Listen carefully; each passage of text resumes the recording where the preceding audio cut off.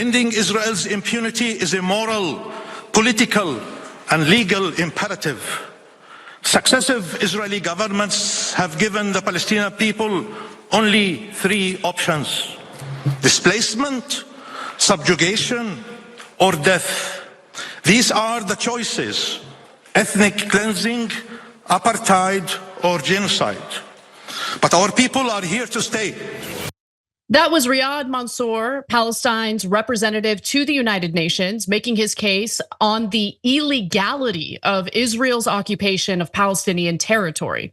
Now, judges at the International Court of Justice, which is, of course, the UN's highest court, will weigh in on the legality of Israel's occupation of Palestinian lands after the UN General Assembly basically was asked to weigh in on the matter. Now, more than 50 different nation states will present arguments in this case through February 26th. And it's important to keep in mind that this ICJ case is different from the case brought forth by South Africa accusing Israel of genocide.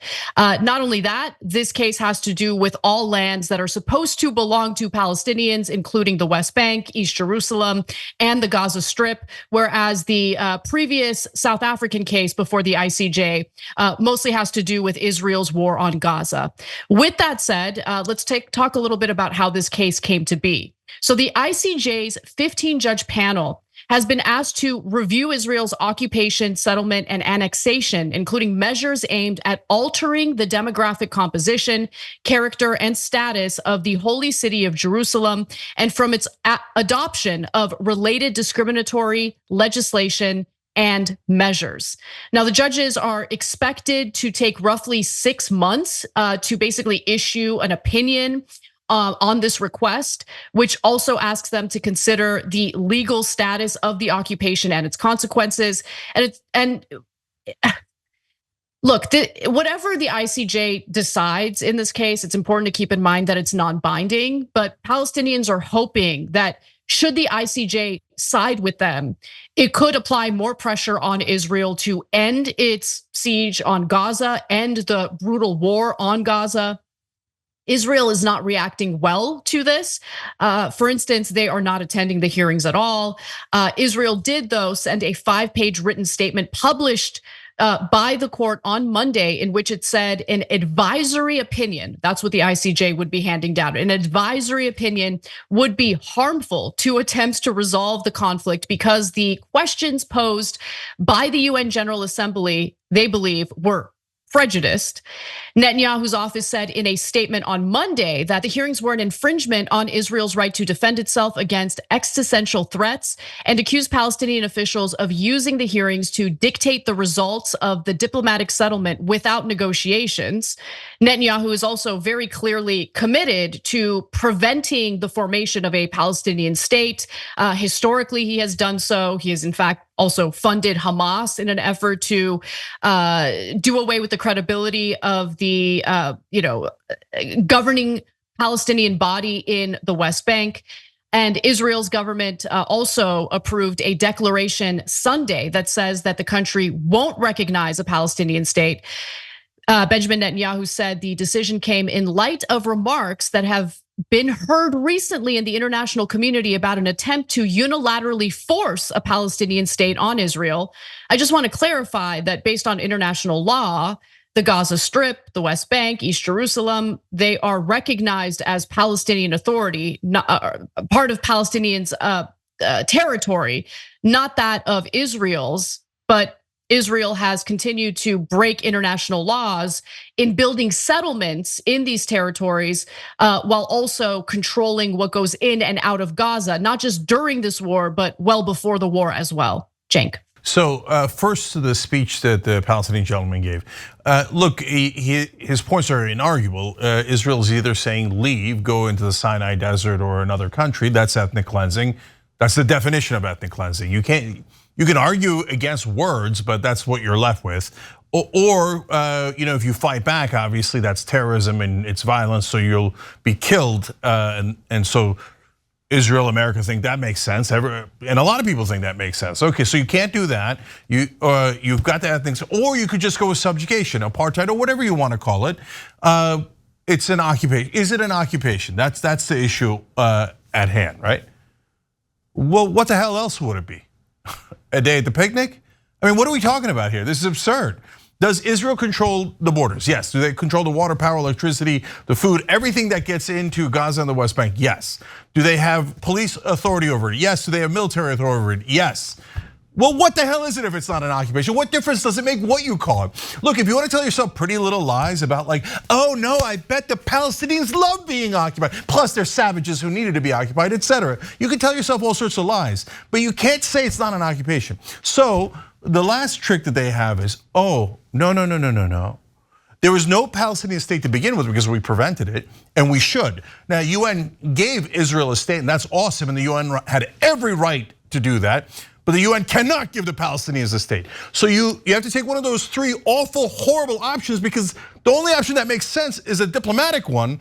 That's the one the Palestinians are pursuing legitimately and through the actual diplomatic channels. And Israel goes, how dare you? You're prejudiced. Okay, so the only option that's peaceful and makes sense is a diplomatic one, and your answer to that is you're anti-Semitic. Yeah. Okay, I know for a lot of folks that's like super powerful, and they think that ends the conversation. And it's over, I already called you anti-Semitic, we're moving on, right? But for the rest of the planet, it's an absurd, insane thing to say, well, I subjugated you for 75 years. That's because you're the bad guy and I'm the good guy. So of course it's an occupation. And look, two more things about that. They say, well, there was never a Palestinian state. It was originally part of Jordan and Egypt, so we're not occupying. Well, wait a minute, what does that mean? Does that mean Jordan and Egypt are occupying? But they have no control over the military, the borders, etc. You do. And if you're saying that they're actually not Palestine, but a part of Jordan and Egypt, great, I have a perfect solution. And they should propose this at the ICJ. If that is, and that is the legal argument that Israel's making now. Egypt and Jordan should go in and go, we accept they are part of Egypt and Jordan, and the very next day, we have now given them over to the Palestinians. It is now a Palestinian state. So which one is it? Are you occupying, or is it Egypt and Jordan's land? Let's make a deal right now. And of course the answer is none of the above. We're never gonna give it to you. And in fact today, as Anna just told you, the entire government of Israel declared there will be no Palestinian state. We're not an ally for peace. All we want is war and occupation. And let's be honest, theft of the land and the water, which is another part of the story that we're gonna get to later. And we're just gonna take it and we're gonna kill whoever is there. And there's not a goddamn thing you can do about it. But if you dare call it any of the correct names, we'll call you prejudiced. Now, as I mentioned earlier, the ICJ's decision here will not be binding. In fact, in the past, the ICJ has issued opinions that went against some of Israel's actions, including building barriers between Israel and Gaza, for instance. They considered that wall to be illegal, but Israel just ignored it because, again, Israel can ignore it. The ICJ's decision is unfortunately non-binding. What is not non-binding is what is decided by the UN Security Council. And the UN Security Council now on multiple occasions has voted in favor of a ceasefire, which the United States comes in and vetoes immediately. The United States has the power to single-handedly, unilaterally veto any decision made by the UN Security Council. With that in mind, I do want to go back to what the reality is for Palestinians living under occupation. So I turned to a Palestinian political analyst named Noor Odeh, who has experienced occupation in Gaza firsthand. And I think it's really important for everyone to know what it is like to be a Palestinian living in Gaza, where everything is controlled by the government of Israel, even if they don't have boots on the ground there, and they didn't prior to this war because they pulled out in 2005, they still have a tremendous amount of control over the lives of Palestinians living there. Let's watch. Living under occupation means that Israel decides where you can live, how you can live, and where you can move. It decides the routine you have in your day, in your week, about your grocery shopping, because your grocer and your vegetable store only has goods when the Israeli crossings inside the West Bank operate. So you operate on the Israeli calendar, not the Palestinian one. Israel decides who and how you can get married. Because if you happen to have a West Bank ID and you fall in love with someone from Jerusalem, you'll have a very hard time getting married because your spouse might lose their ID, or your children might not have one at all. If you happen to fall in love with someone who carries a Gaza ID, your only option really is to move to Gaza, because there's no way that they can move to the West Bank. So obviously living under those types of conditions has been untenable, unbearable for Palestinians. The idea that a different country governed by a different government should have the ability to decide how much food comes into your territory is absurd, to say the least. So, tensions have been simmering for a long time as a result of this occupation. And I want to also correct myself because I remembered a detail incorrectly. Earlier, I said that the ICJ had handed down a decision in regard to a wall that was built between Gaza and Israel. It was actually the West Bank. So in July of 2004, the court found that Israel's separation wall in the West Bank violated international law and should be dismantled, though it still stands this day. So one other note that I'll mention, according to Reuters, who reported on this story, while Israel has ignored legal opinions in the past, this one could increase political pressure over its war in Gaza, which has killed about 29,000 Palestinians. But considering the fact that this decision will be handed down in the summer, sometime in June or July, honestly, time is of the essence, and there needs to be a ceasefire immediately. I mean, considering the high death toll, civilian death toll there, the fact that their infrastructure in Gaza has been completely dismantled, destroyed. Hospitals are no longer functioning. The largest hospital in southern Gaza, the Nasser Hospital Complex in Khan Yunis, is no longer functioning as a result of the IDF's raids there recently. We'll cover that in more detail later in the show. But the situation is dire and there needs to be a ceasefire immediately. Yeah, one of our members wrote in at tyt.com, don't shoot on the goalkeeper, wrote in 6 months, there won't be any more Palestinians left in 6 months. Now that's hyperbole, but 1% of the population is already dead, 25% of the population is already starving. Will there be tens of thousands of more dead Palestinians by then? Probably. And Israel will kill them and then say that they're innocent and that Hamas made them do it. Hamas twisted their arm into killing tens of thousands of Palestinians and destroying almost all the buildings in Gaza. Okay, so Anna said that Israel didn't go. Yeah, they didn't, but they sent their proxy, America. And America is, of course, trying to disrupt the proceedings, vote against anything that makes sense, is rational, decent, sane, has any degree of morality. Palestinians want rights? No! Go back to being occupied. Now, guys, look, if you think, hey, that sounds harsh, I mean, you can't say that about beloved Israel. All right, let's flip it. Let's flip the ethnicity, see if this makes sense. And if you're gonna catch feelings over just simple words and logic, that's up to you, okay?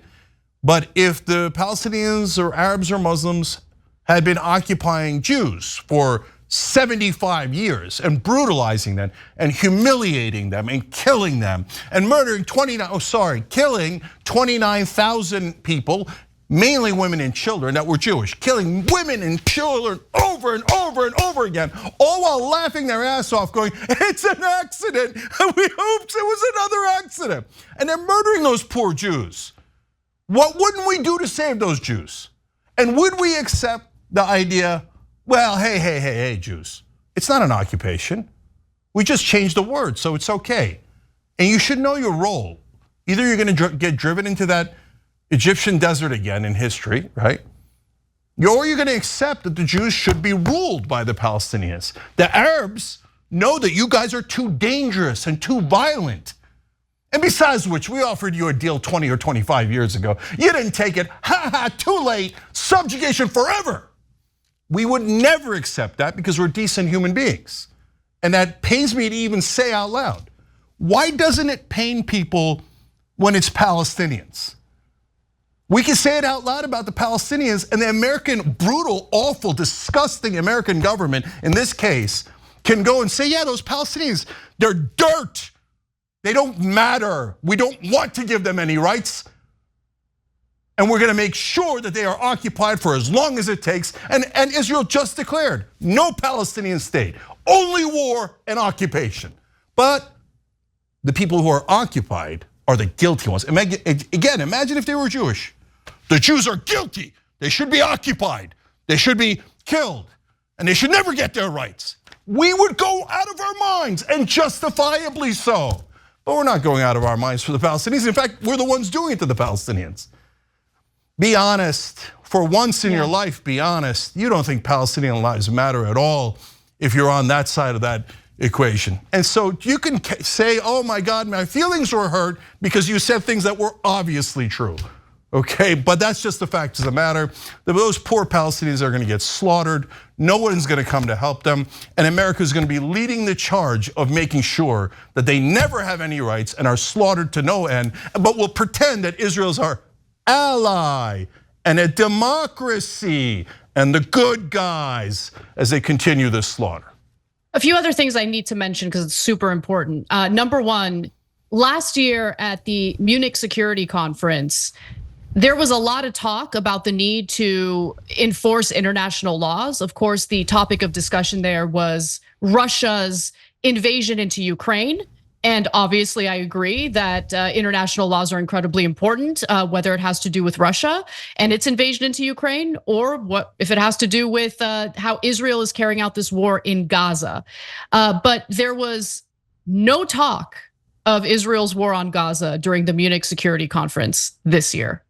It just happened, and they wrapped it up by mostly pretending like this war isn't happening, which, by the way, it's the Munich Security Conference at a time when we're seeing a broader regional war happening as a result of countries in that region retaliating against Israel's slaughter in Gaza. You have Syria involved, you have Lebanon involved, you have Iraq involved, Iran obviously involved, since Iran is backing these militias that are retaliating against Israel. So it is amazing to me how the uplifting or the emphasis, I should say, of international law just kind of goes away. Everyone seems to forget about it when international law is inconvenient in a certain setting, right? And certainly when it comes to Israel, it is inconvenient for the Munich Security Conference.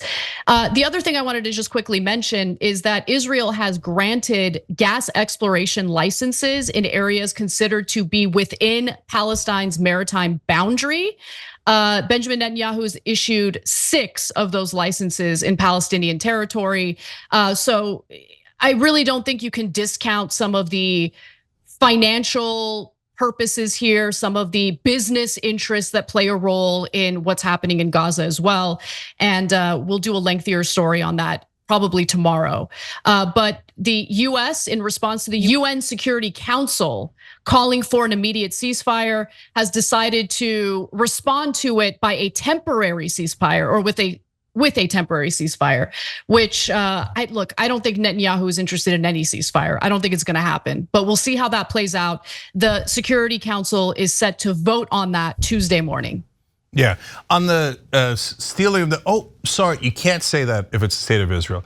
On the taking of the natural resource that the world community believes is Palestine's. If any other country did it, Turkey, America, Russia, China, any other country took someone else's natural resources and did not compensate them for it, instead took all of the money and kept it for themselves, we would call that country, we would say that that country is participating in theft. Israel's broken almost every international law there is. They make a mockery of international law because they're powerful. They have America behind it, and America is the most powerful nation on earth. So we say none of the rules apply to us or to our one amazing ally, Israel, who has broken every single one of them. But the rules apply to you. Now, world, you have to do as we tell you.